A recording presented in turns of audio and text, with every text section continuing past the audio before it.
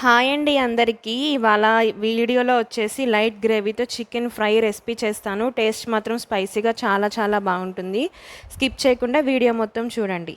ముందు చికెన్ని నేనైతే ఇక్కడ ఒక 100 రూపీస్ చికెన్ దాకా తీసుకున్నాను. దాన్ని బాగా వాష్ చేసి ఒక కుక్కర్ గిన్నెలోకి వేసుకొని ఒక 2 to 3 విజిల్స్ వచ్చేదాకా బాగా బాయిల్ చేసుకోవాలి. చూసారా, ఇలా ముక్క పట్టుకుంటే కొంచెం ఇలా మెత్తగా అయిపోవాలి. తర్వాత మనం గరం మసాలా అయితే పట్టుకుందాము. ఇంట్లోనే నేనైతే ఎప్పుడు అప్పటికప్పుడే చేసి చికెన్లో అయితే వేసుకుంటాను. ఒక బాండీ తీసుకొని దాంట్లోకి కొంచెం ధనియాలు, కొంచెం దాల్చిన చెక్క, ఒక 5 నిమిషాలు లవంగాలు, ఒక 4 యాలక్కాయలు వేసుకొని ఇవి సిమ్లో పెట్టుకొని దోరగా వేయించుకోవాలండి, నల్లగా అయిపోకూడదు.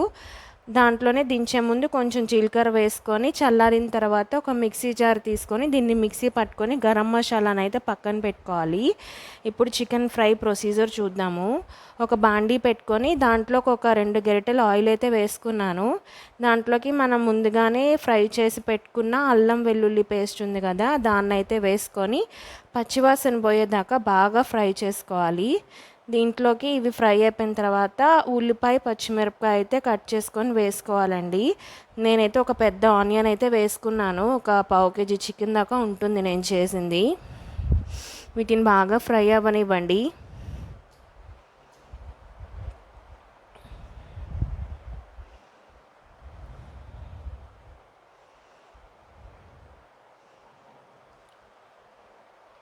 ఫ్రై అయిన దాంట్లోకి మనం ముందుగానే బాయిల్ చేసి పెట్టుకున్న చికెన్ అయితే ఉంది కదా, అదైతే వేసేసుకుందాము.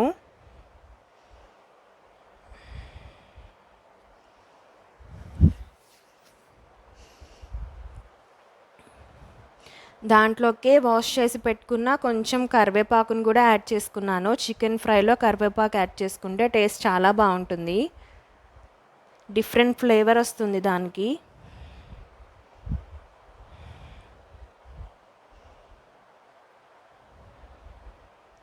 దాంట్లోకే కొంచెం పసుపు, అలానే టేస్ట్కి సరిపడా కొంచెం ఉప్పు, అలానే కొంచెం కారం, మనం ముందుగానే మసాలా చేసి పెట్టుకున్నాం కదా, దాన్ని ఒక 2 స్పూన్స్ వేసుకోండి, సరిపోతుంది.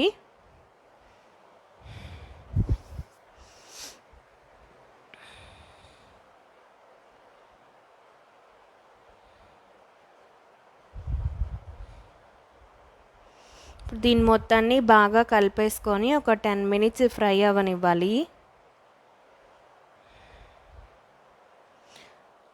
లాస్ట్లో దించుకునే ముందు కట్ చేసుకున్న కొంచెం కొత్తిమీర కూడా వేసుకోండి.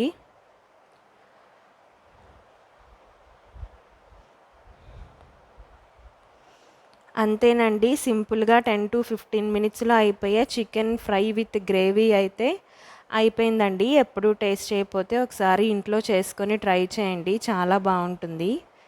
Subscribe to my channel.